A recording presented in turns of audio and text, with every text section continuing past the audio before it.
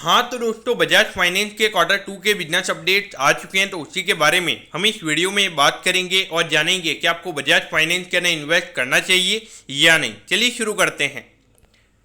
तो देखिए, सबसे पहले अगर हम यहाँ पे लोन बुक की अगर हम बात करेंगे तो पिछले साल इसी सेम क्वार्टर के कंपैरिजन में जो लोन बुक का नंबर है वो 31% से यहाँ पे बढ़ा है। और अभी अगर हम टोटल लोन बुक की अगर हम बात करेंगे तो 2,18,350 करोड़ की यहाँ पे बजाज फाइनेंस की टोटल लोन बुक हो चुकी है। तो देखा जाए तो यहाँ पे ईयर ऑन ईयर बेसिस पर अगर हम देखेंगे 31% की जो ग्रोथ है वो ये ग्रोथ का परसेंटेज वाइज नंबर हमें यहाँ पे काफी अच्छा नजर आता है। और अगर हम सिर्फ Q2 की अगर हम बात करेंगे तो वहाँ पे लगभग 14,350 करोड़ से बजाज फाइनेंस की लोन बुक बढ़ी है। तो कहीं ना कहीं अगर आप देखोगे अराउंड 6 से 7% की जो ग्रोथ है वो हमें यहाँ पे क्वार्टरली बेसिस पर भी हमें यहाँ पे देखने को मिल रही है। तो देखिए, क्वार्टरली बेसिस पे 7% की ग्रोथ होना, ये ग्रोथ का नंबर हमें यहाँ पे काफी फिनोमिनल नजर आता है। और जब आपकी लोन बुक का नंबर ऑलरेडी अगर 2 लाख करोड़ की लोन बुक अगर आप किए, वहां पे डेफिनेटली ये नंबर हमें काफी ज्यादा नजर आता है।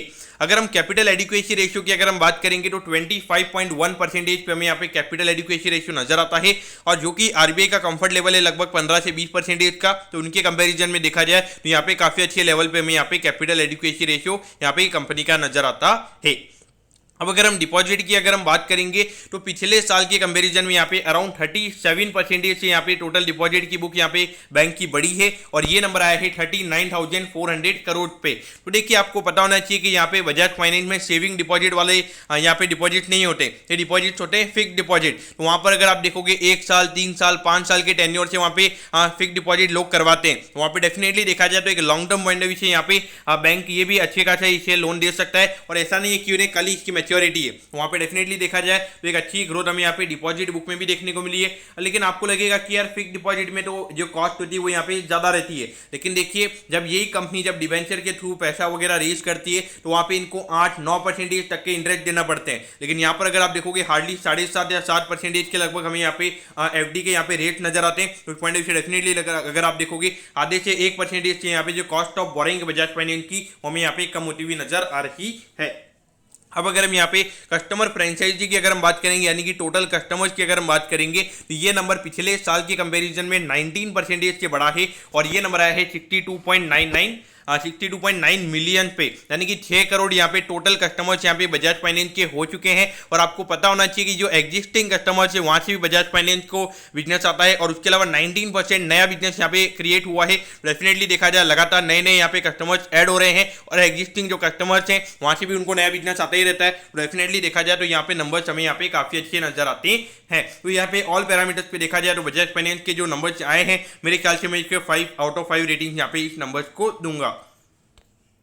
तो देखिए, लगभग 7,488 रुपीज पे ये स्टॉक अभी ट्रेड हो रहा है। लगभग 4% के ये स्टॉक आज ऊपर था। अगर हम रूपी टर्म्स में अगर हम बात करेंगे लगभग 300 रुपए से भी ज्यादा आज हमें ये स्टॉक ऊपर बढ़ता हुआ नजर आया था। तो देखिए, लगभग 8,000 के लगभग का ऑल टाइम हाई है। हार्डली अगर आप देखोगे 500 रुपए के लगभग यहाँ पे ऑल टाइम हाई से बजाज फाइनेंस दूर है। यानी कि अगर एक और दिन अगर 5 से 6% की रैली आ जाती है तो एक नया ऑल टाइम हाई हम बजाज फाइनेंस में लगते हुए देख सकते हैं। देखिए, 5 साल के रिटर्न की अगर आप बात करोगे काफी फिनोमिनल रिटर्न है। मेरे ख्याल से देखा जाए अगर आपको लार्ज कैप में इन्वेस्ट करना है, लार्ज कैप एनबीएफसी में इन्वेस्ट करना है, लार्ज कैप अगर एक एग्रेसिव कंपनी में इन्वेस्ट करना है तो मेरे ख्याल से बजाज फाइनेंस काफी अच्छा यहाँ पे ऑप्शन होगा।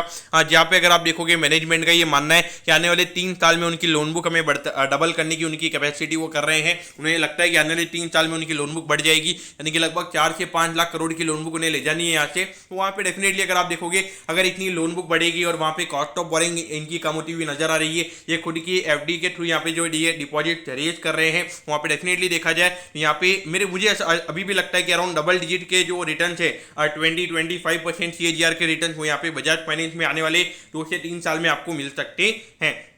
और एक बात आपको भूलनी नहीं चाहिए कि जो हमारे एफआई है जो उनका ये काफी चहेता स्टॉक में नजर आता है, यानी कि अगर जब भी उनकी बाइंग स्टार्ट होती है तो सबसे पहले अगर किसी में हमें रैली देखने को मिलती है तो वो इसी स्टॉक में देखने को मिलती है। डेफिनेटली यहाँ पे वो जो प्रीमियम वैल्यूएशन अगर आप देखोगे अभी अगर हम वैल्यूएशन पैरामीटर्स की अगर हम बात करेंगे 50-60 के पी रेशियो पे ये कंपनी ट्रेड हो रही है, तो वो जो 100 के पी रेशियो अगर फी से री रेटिंग वगैरह होती है तो वहाँ पे डेफिनेटली अगर आप देखोगे 40-50% तो ये स्टॉक ऐसे भी रैली कर सकता है। Long term point of view definitely यहाँ पर अगर इन्वेस्ट करना है तो डेफिनेटली इन्वेस्ट किया जा सकता है। दोस्तों, मैं होप करता हूँ कि बजाज फाइनेंस के जो Q2 के बिजनेस अपडेट्स हैं वो आपको अच्छे समझ में आ गए होंगे। अगर आपकी कोई भी क्वेरीज है आप कमेंट कीजिए, मैं जरूर आपके कमेंट पर रिप्लाई करूंगा।